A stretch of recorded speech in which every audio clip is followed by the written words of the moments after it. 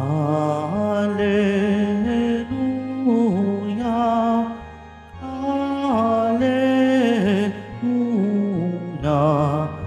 Alleluia, Alleluia.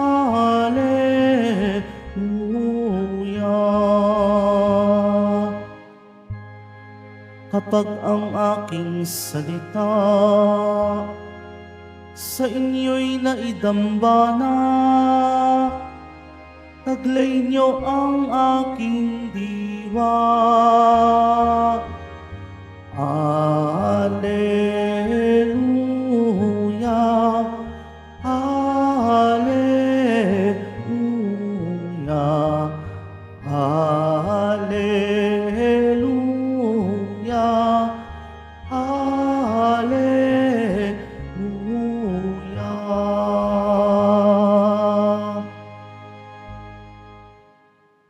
Sumainyo ang Panginoon. At sumaiyo rin. Ang mabuting balita ng Panginoon ayon kay San Juan.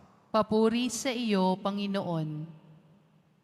Noong panahong iyon, sinabi ni Jesus sa kaniyang mga alagad, "Kung ako'y kilala ninyo, kilala na rin ninyo ang aking Ama. Mula ngayon ay kilala na ninyo siya at inyong nakita." Sinabi sa kanya ni Felipe, "Panginoon, ipakita po ninyo sa amin ang Ama at masisiyahan na kami." Sumagot si Jesus, "Matagal na ninyo akong kasama, Felipe. Di yata't hindi mo pa ako nakikilala? Ang nakakita sa akin ay nakakita na sa Ama. Bakit mo sinasabing ipakita mo sa amin ang Ama? Hindi ka ba naniniwalang ako'y sumasa Ama at ang Ama'y sumasa akin? Ang mga salitang sinasabi ko ay hindi ko sinasabi sa ganang aking sarili. Ang Amang sumasa akin ang gumaganap ng kaniyang mga gawain. Maniwala kayo sa akin. Ako'y sumasa Ama at ang Ama'y sumasa akin. Kung ayaw ninyong maniwala sa sinasabi ko, maniwala kayo dahil sa mga gawaing ito. Sinasabi ko sa inyo, ang nananalig sa akin ay makagagawa ng mga ginagawa ko at higit pa rito, sapagkat pupunta na ako sa Ama, at anumang hilingin ninyo sa Ama sa aking pangalan ay gagawin ko upang maparangalan ang Ama sa pamamagitan ng Anak. Gagawin ko ang anumang hihilingin ninyo sa pangalan ko." Ang mabuting balita ng Panginoon. Pinupuri ka namin, Panginoong Hesukristo. Magsiupo muna po ang lahat. Magandang umaga po sa inyong lahat, mga kapatid kay Kristo. Sa lahat po ng ating mga taga-subaybay sa iba't ibang online platforms at sa lahat ng ating mga kadiboto sa iba't ibang panig ng Pilipinas at maging sa buong mundo kung saan tayo ay naaabot ngayon ng ating live streaming. Mapayapang umaga din po sa inyong lahat. Purihin at dakilain natin ang ating Panginoon, ang mahal na poong Jesus Nazareno. Mga kapatid kay Kristo at mga kadiboto, malugod po namin kayong tinatanggap sa Basilica Minor at Pambansang Dambana ni Jesus Nazareno. Napakabilis po ng panahon. Bukas po tayo na ay nasa ika-6 na linggo ng Pasko ng Pagkabuhay. At kahapon, kung narinig ninyong mabuti ang Ebanghelyo, ipinahayag ni Jesus Nazareno na siya ang daan, katotohanan at buhay. Ito ay isang paghahayag na galing mismo kay Jesus. Sa araw na ito, ipinakilala naman ni Jesus na siya at ang Ama ay iisa. Anong ibig sabihin nito? Kung si Jesus at ang Diyos Ama ay iisa, si Jesus ay totoong Diyos. Kaya nga sa ating pag-aaral ng kaniyang buhay, sa ating pagninilay, masasabi nating si Jesus Nazareno, totoong tao at totoong Diyos. Paano natin ito mapapaliwanag? Si Jesus ay hindi 50% man at hindi rin 50% God. Kung hindi si Jesus ay 100% man and at the same time 100% God. No? Si Jesus ay totoong tao at totoong Diyos.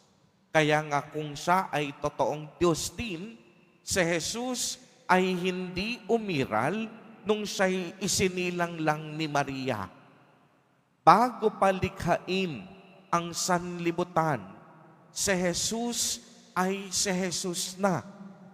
Wala siyang pinanggalingan. Hindi siya nilikha ng Ama.